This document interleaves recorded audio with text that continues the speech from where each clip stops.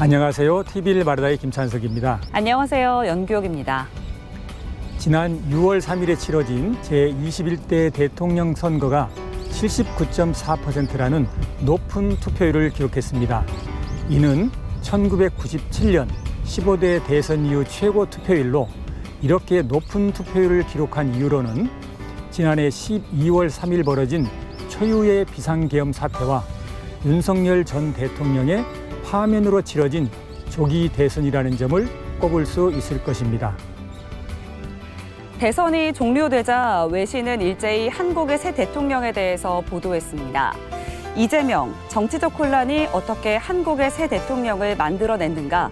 격동의 삶을 살아온 한국의 새 대통령 이재명, 이제 그에게는 큰 도전들이 기다리고 있다 등 외신은 주로 이재명 대통령의 지난 삶과 대통령 취임 이후의 과제를 짚어보는 기사들이 많았습니다. 많은 외신이 꼽은 한국 사회의 가장 시급한 과제는 정치적 양극화 완화였습니다. 이재명 대통령도 취임사를 통해 혐오와 대결 위에 공존과 화해, 연대의 다리를 놓고 우리가 미래의 과거가 되어 내일의 후손들을 구할 차례라고 밝힌 만큼 국민 통합을 향해 나아가는 대한민국의 모습을 기대해 봅니다. TV를 말하다 지금 시작하겠습니다.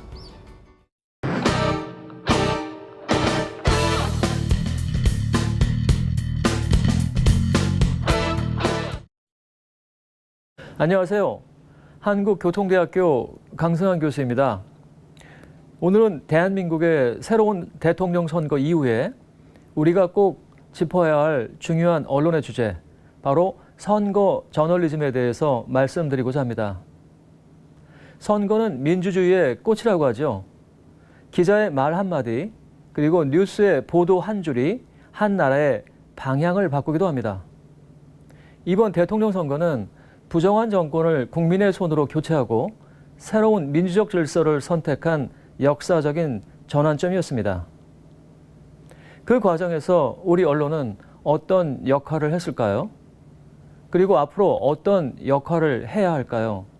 바로 이 지점에서 선거 저널리즘의 중요성이 새롭게 조명됩니다.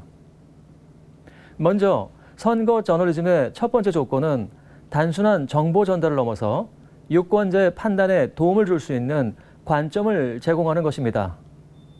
대부분의 선거 보도는 팩트를 전달하는 데 그칩니다. 누가 출마했다, 무슨 공약을 냈다, 그리고 어떤 발언을 했다 등등, 물론 이 또한 필요한 정보입니다. 그러나 유권자가 궁금한 건 더 복잡합니다. 이 공약은 현실성이 있는가? 이 발언 뒤에 숨겨진 진짜 의도는 뭔가? 과거 정권의 부패를 반복하지 않으려면 어떤 기준으로 후보를 검증해야 하는가? 이러한 질문에 답하려면 사실을 분석하고 맥락을 설명하고 비판적으로 해석하는 뉴스가 필요합니다. 바로 이것이 선거 저널리즘의 첫 번째 역할입니다. 그리고 두 번째는 진실을 해설하는 비판적 언론으로서의 역할입니다. 이번 대선에서 시민들은 후보의 능력과 정책의 현실성 등을 기준으로 후보들을 평가했습니다. 그 과정에서 언론의 분석과 해설이 있었는가를 돌아봐야 합니다.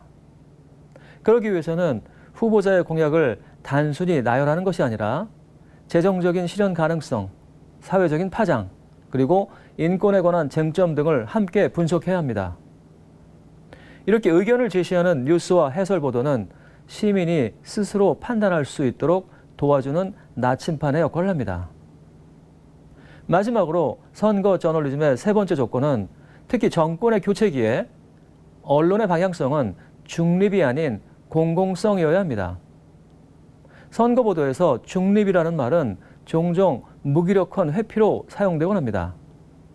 하지만 중요한 건 공정한 정보 제공이지 모든 입장을 기계적으로 나열하는 것이 아니라고 봅니다.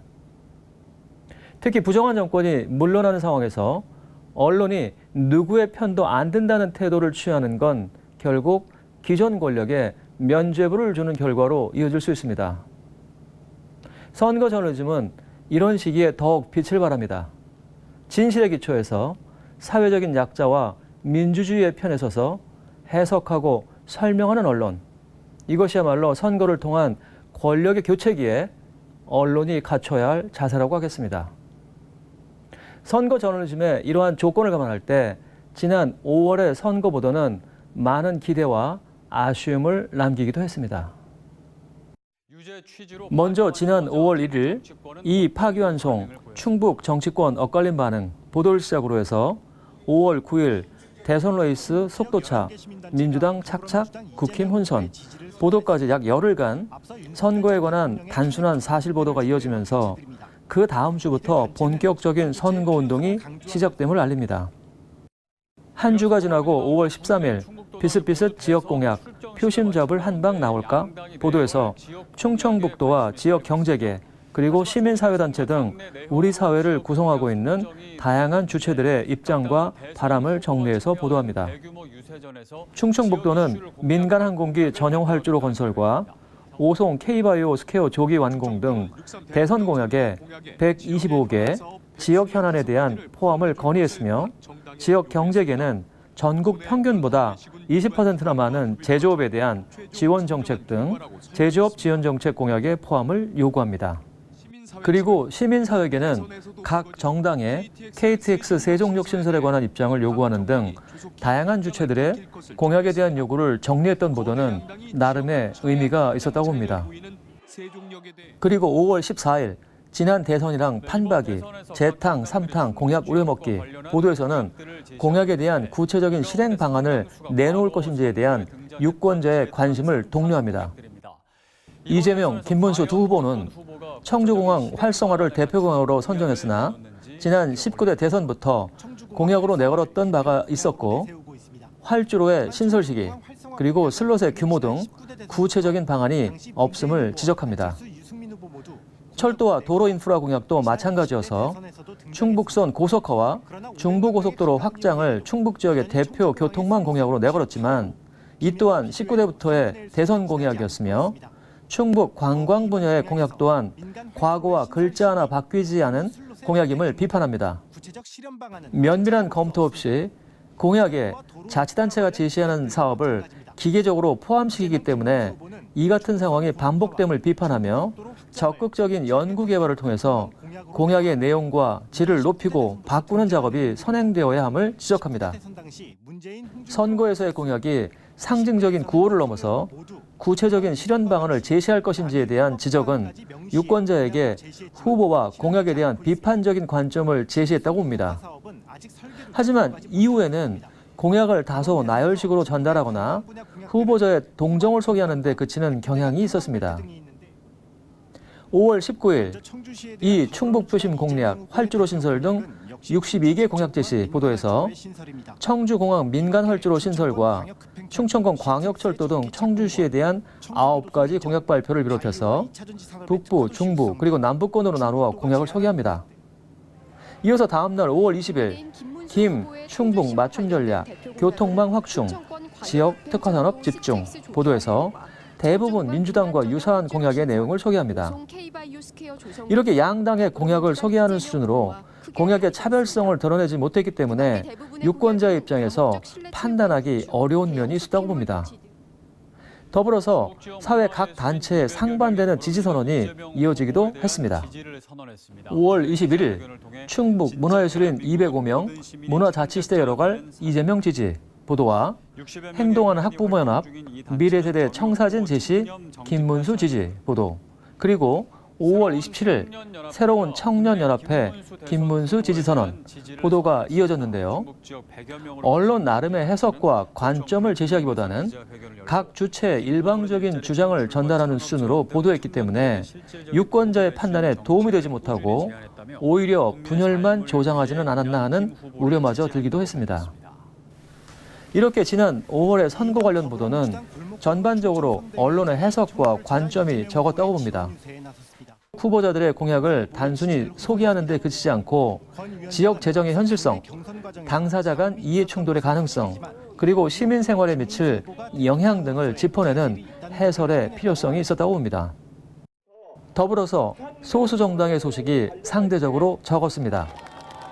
다양한 관점에서 선거를 바라보지 못하고 거대 양당의 갈등이 부각돼서 결과적으로 판단과 선택의 다양한 기준을 제시하기보다는 양극화를 조장하는 결과로 이어진 것은 아닌가 생각합니다. 언론은 사회를 비추는 거울입니다. 하지만 단순한 반사경에 머물러서는 안 되겠죠. 민주주의를 향한 시민의 눈을 밝혀줄 해설자이자 해석자, 그리고 권력을 감시하는 비판자여야 합니다. 전에 언론은 민주주의의 마지막 보루라는 말씀을 드린 적이 있습니다. 선거에서 언론의 중요성은 절대적입니다. 이번 대통령 선거의 경우 언론 보도를 통해서 후보를 판단한다는 것이 얼마나 가능했을까 하는 의문이 들기도 합니다.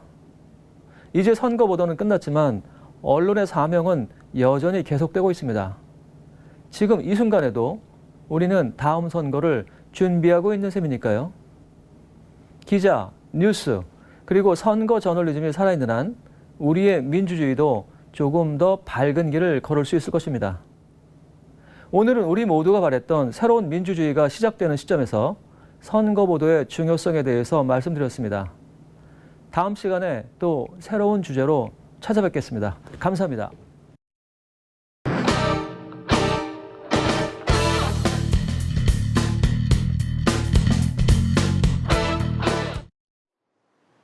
여러분은 로봇과 친구가 될 수 있다고 생각하시나요? 예전에는 로봇하면 터미네이터처럼 무섭거나 아톰 같은 만화 속 상상의 존재로 여겨졌죠. 하지만 요즘은 청소 로봇, 서빙 로봇, 그리고 말벗 로봇까지 이제 로봇은 우리 일상 곳곳에서 쉽게 만날 수 있는 존재가 되었습니다. 마치 스마트폰이 자연스럽게 우리의 삶에 들어온 것처럼요. 그렇다면 단순히 편리함을 주는 기계를 넘어 로봇이 우리의 감정을 이해하고 소통하며 함께 웃고 울 수 있는 존재가 된다면 어떨까요? 외로울 때 다가와 위로를 건네고 힘들 때 옆에서 말을 걸어주는 그런 로봇이 있다면 우리는 그 존재를 친구라고 부를 수 있을까요? 최근 소설, 영화, 드라마에서도 인간과 로봇이 함께 살아가는 세상이 자주 그려지고 있습니다. 이는 더 이상 상상력에 머무는 이야기가 아니라 점점 우리의 현실로 다가왔다는 신호이기도 한데요. 특히 흥미로운 점은 작품 속 로봇들이 단순한 기계가 아니라 인간과 감정을 주고받고 소통하고 공감하는 존재로 묘사된다는 겁니다. 이런 경향은 로봇을 기술의 산물이 아니라 인간과 관계를 맺을 수 있는 존재로 인식하려는 사회적 시선의 변화를 보여줍니다. 그렇다면 과연 로봇은 인간 삶의 진정한 동반자가 될 수 있을까요?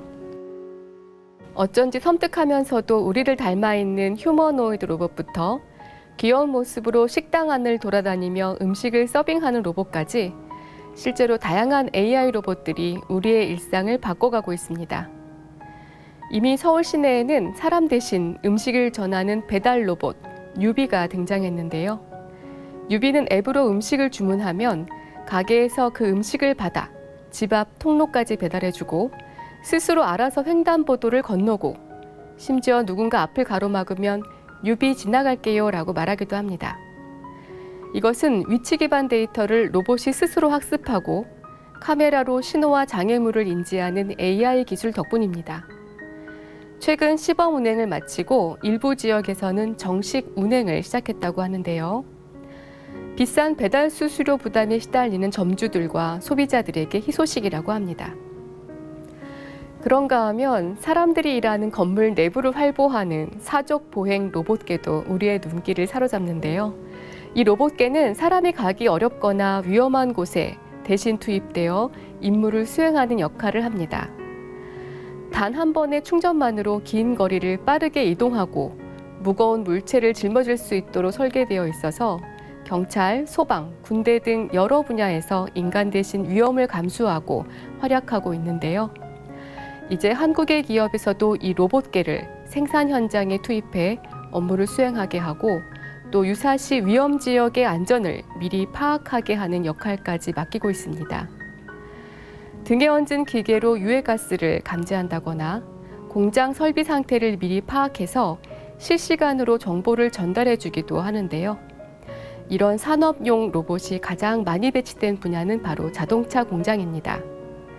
그런 탓에 세계적인 자동차 기업들은 최신형 휴머노이드 개발에 대한 경쟁이 치열한 것으로 알려져 있습니다. 이제 인간과 휴머노이드 로봇의 협업이 우리의 현실 속에 깊이 자리 잡았다는 신호일 텐데요. 지난 6월 8일에 방송된 테마 스페셜 로보토피아의 조건은 이런 변화의 최전선을 조명하면서 인간과 로봇이 어떻게 공존하고 협업해 나갈 수 있는지를 다양한 사례를 통해 흥미롭게 보여주었습니다. 특히 산업 현장에서의 활용을 넘어 우리 일상생활 속으로 들어온 로봇들의 모습은 기술의 진화가 편리함을 넘어 인간과의 감정적 교류 가능성까지 확대되고 있음을 상세히 보여주었습니다. 전통적인 로봇은 우리가 데이터를 입력하면 그대로 움직이는 자동화 로봇이었습니다. 하지만 AI는 다릅니다. AI는 데이터의 패턴을 스스로 학습해서 다음 움직임을 추측하고 판단할 수 있습니다.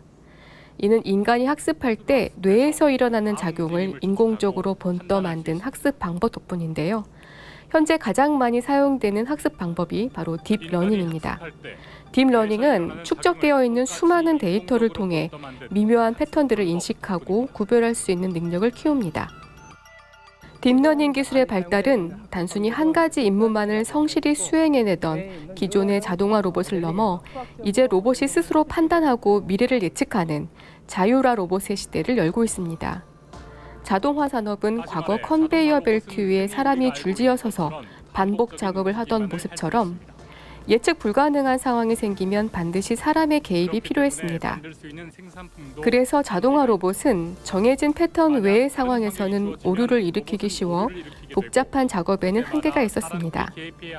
하지만 자율화 로봇은 딥러닝을 통해 주변 환경을 스스로 인식하고 거기에 맞춰 판단하고 행동을 최적화할 수 있는 능력을 갖추고 있습니다. 덕분에 다양한 환경에서도 자유롭게 이동하며 여러 작업을 수행할 수 있는 유연성과 적응력을 지니게 된 것입니다. 이런 자율화 로봇이 사회 전반에 확산된다면 인간의 개입이 점점 줄어들기 때문에 로봇이 인간을 대신해 다양한 업무를 처리하는 시대가 성큼 다가올 것입니다. AI 기술의 자율화는 곧 공장의 무인화로 이어지는 흐름을 만들고 있습니다. 우리가 생활하는 대부분의 공간은 인간 중심으로 설계되어 있기 때문에 초기에는 인간의 형태를 본뜬 휴머노이드 로봇의 필요성이 강조되었습니다.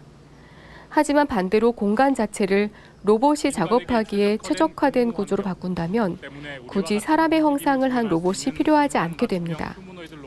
실제로 작업 환경을 인간에 맞추기보다 로봇에 맞게 재구성하는 것이 훨씬 효율적이라는 판단 아래 최근 제조업 현장에서는 무인 공장으로 바꾸는 것이 트렌드가 되고 있습니다.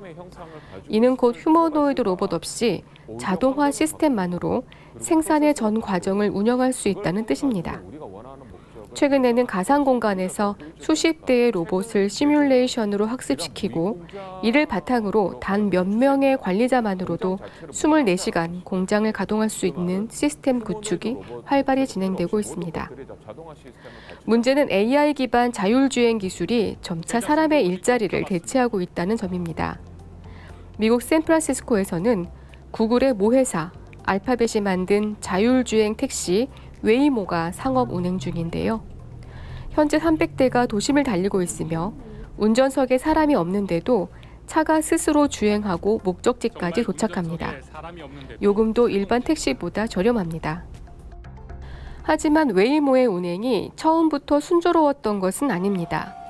시범 운행 당시 일부 시민들은 로봇택시에 반감을 드러내며 차량을 파손하거나 방화하는 일도 벌어졌습니다. AI가 인간의 일자리를 위협한다는 불안이 극단적인 방식으로 표출된 것이죠.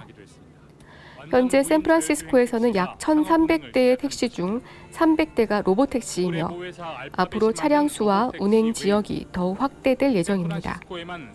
한국 역시 택시기사 중 약 45%가 65세 이상인 만큼 자율주행의 확산은 생존 문제와 직결되고 있는 것이 현실입니다. 택시 노조는 기계로는 대체할 수 없는 인간만의 서비스가 있다고 주장하지만 시대의 흐름은 AI로 향하고 있습니다. 결국 우리는 또 다른 질문에 직면하게 되는데요. 그렇다면 AI 시대에는 과연 어떤 직업이 살아남을 수 있을까? 그리고 우리는 이 변화에 어떻게 적응해야 할까 하는 문제입니다.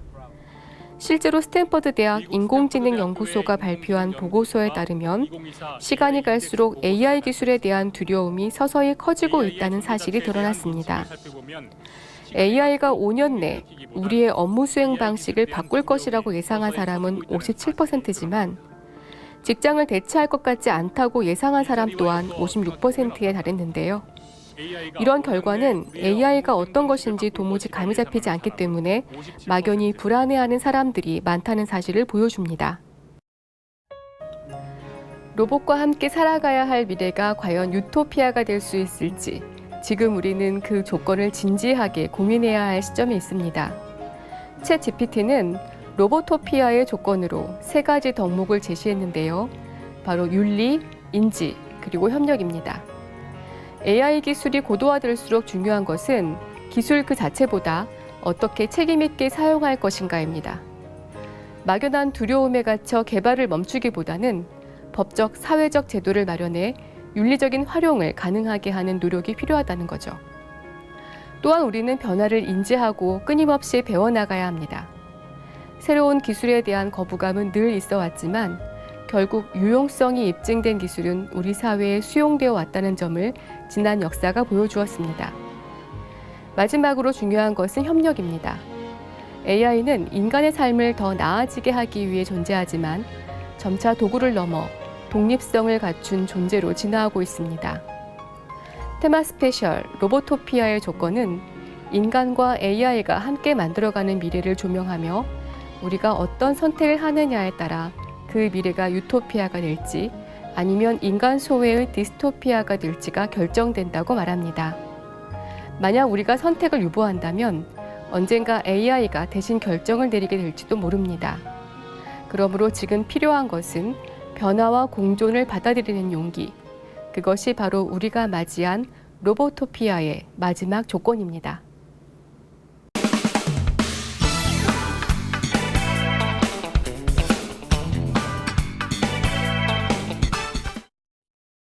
안녕하세요. 저는 충북시청자 미디어센터 옴부즈맨 제작단 남희진입니다.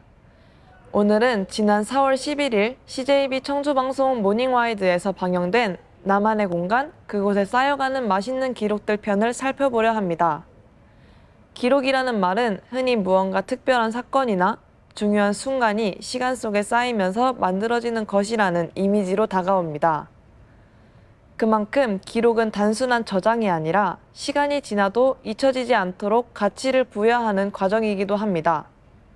그래서 처음 이 방송의 제목을 접했을 때 단순한 피자 가게를 넘어서 한 사람의 삶과 그가 만든 음식 속에 녹아든 깊은 이야기가 담겨 있을 것이라는 기대감으로 다가왔습니다.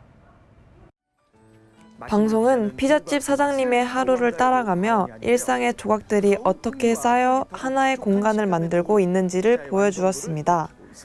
매일 반복되는 반죽과 굽기의 과정, 단골과의 짧은 대화, 피자를 기다리는 손님들의 표정, 그리고 가게 안에 흐르는 잔잔한 분위기. 이 모든 것들이 그저 일상이 아니라 기록이 될 수 있다는 메시지는 매우 인상적이었습니다. 처음에는 아무 의미 없어 보이던 일들도 쌓이고 쌓여 결국 하나의 이야기가 된다는 것을 보여준 점은 이 방송의 가장 큰 미덕이었습니다. 하지만 동시에 여러 가지 아쉬움도 남았습니다. 우선 방송 초반에 아메리칸 스타일의 피자를 사장님만의 방식으로 재해석했다라고 소개했지만 구체적으로 어떤 점을 어떻게 재해석했는지 체감하기 어려웠습니다. 대표 메뉴로 등장한 바질 피자도 흔히 볼 수 있는 종류의 피자로 사장님만의 철학이나 창의적인 시도 같은 것이 두드러지지 않아 사장님만의 스타일이라는 설명이 다소 추상적으로 느껴졌습니다. 만약 재해석의 의미를 좀 더 구체적으로, 예를 들면 특정 재료를 활용하게 된 배경이나 개인적인 경험, 혹은 기존 요리법에서 어떤 점을 바꾸었는지와 같은 설명이 함께 담겼다면 재해석의 의미가 더 설득력 있게 다가왔을 것입니다. 또한 전체적인 방송이 가게 홍보 영상에 가까워 보였다는 점도 문제점으로 지적할 수 있습니다.